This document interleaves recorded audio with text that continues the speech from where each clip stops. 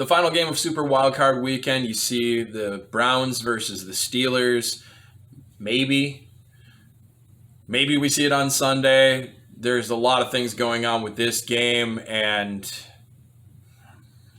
with this one, I honestly don't know where to start. First off, let's look over at Pittsburgh's offense. Who are you? Who are you? That's my basic question is, who are you? Now, when Pittsburgh has played Cleveland in the past, they have had good success.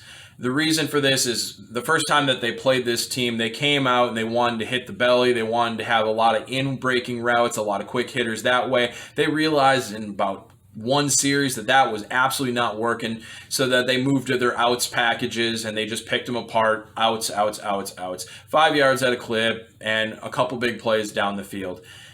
That was pretty much all there was. There isn't the run game. There isn't the high level efficiency that we've seen from Pittsburgh in the past. This team was undefeated at one point in time, and now everybody's wondering if they're even any good.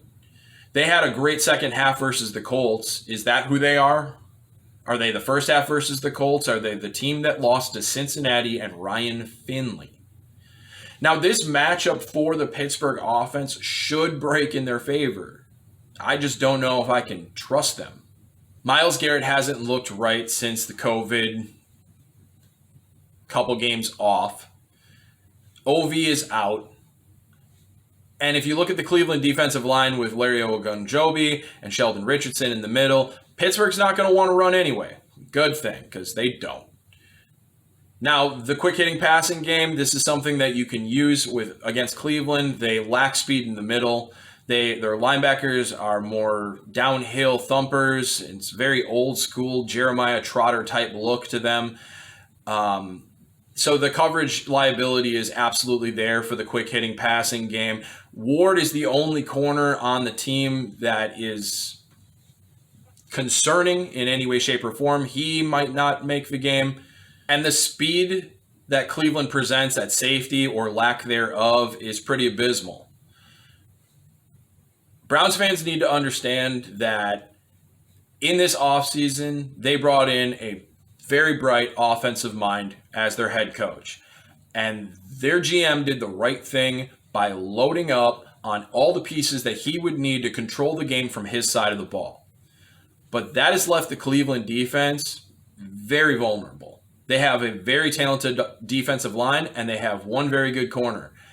And after that, it's just guys. It's guys out there, and it's not all that impressive. So if Pittsburgh comes out and plays an efficient game and doesn't want to be sloppy and call plays and have no rhythm to what they're doing, then Pittsburgh should be able to score at will.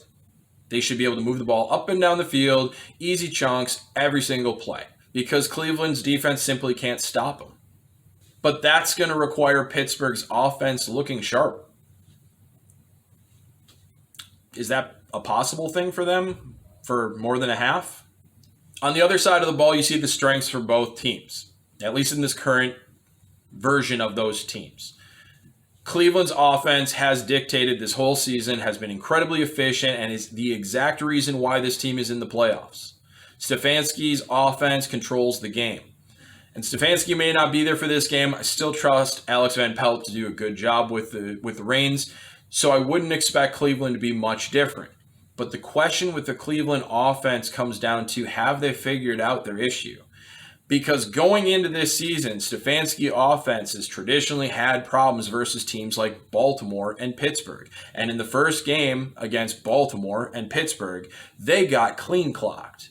It wasn't even close. They didn't have a chance. Their offense was done. Baker was hurt against Pittsburgh in the second game, but in the first game, Baltimore just ran them off the field. And in the second game, Pittsburgh blew up Baker so badly, so quickly, that they moved on to their backup quarterback. They knew that the day was over and it was time for Keenum. But what makes this game interesting is the fact that when the Browns played the Ravens the second time, they cut them to pieces. And I rewatched that game a number of times trying to figure out if there was something Stefanski picked up on, if it was just the Ravens being bad, if the Ravens were getting beat on or blowing coverages. And you can say yes to pretty much all of them. Stefanski did a lot of boot game early, and that really bothered the Ravens. You saw the Ravens bailing out into zone at times, which was a bad idea. As we talked about in the Seattle game, Baltimore started with the whole unified front thing, and then they started playing the guessing game of if they should try and attack Baker on the boot or if they should try and keep to the backside running back. They seemed to guess wrong frequently, and this allowed cutback lanes for Chubb, and other times where Baker would just jog out of the pocket to the right and wait for something to set up in front of him. The fact that the Browns were able to stay in their traditional core part of their offense and not have to play catch up helped them. But we certainly didn't expect it to look like that. So for me, what I'll be watching on that Pittsburgh-Cleveland game is this will be an information gathering game for me more than anything else, because I want to see if Stefanski can do it again. They did to the Ravens. Okay, was that the Ravens or was that him? Was that the offense? Have they figured something out? Have they broken a tendency in that scheme that allows them to keep that blitz game off their quarterback?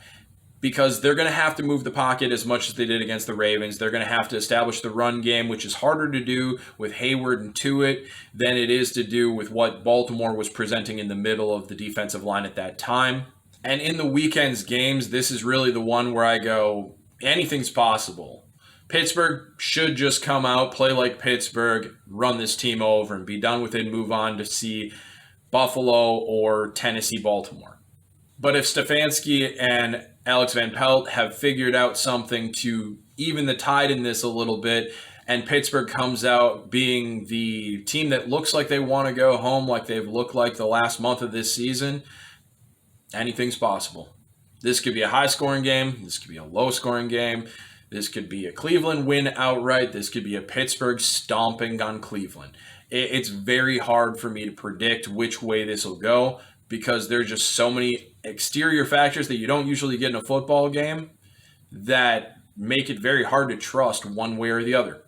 All I can really say about this game is no matter who wins or loses this game, I would feel a lot more comfortable about being a Browns fan right now than I would be if I was a Steelers fan.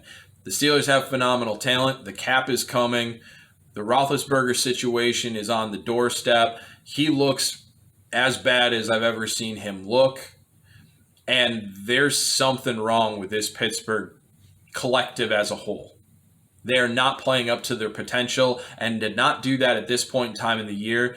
Okay, I understood when AB was having his meltdown and tanking the team. I understood this team going in the tank with Duck Hodges and Mason Rudolph, but right now there's no excuse for this. So there's something rotting in Pittsburgh, and that might just show up this weekend and stun everyone as the Browns move on. This is not something that I have enough confidence to bet on. I'm spitballing here, but it is clearly there. And you don't know what factor that will have on the game. Good luck to both teams. Good luck to Pittsburgh because you're a storied franchise and something's wrong, and that needs to be solved at some point real soon, or downwards you go. Good luck to both teams in the game going forward. Cleveland, you're not going to need it. Pittsburgh, you're going to need a whole bunch of it. Love you guys. We need you. Stay strong, and I'll see you on the other side.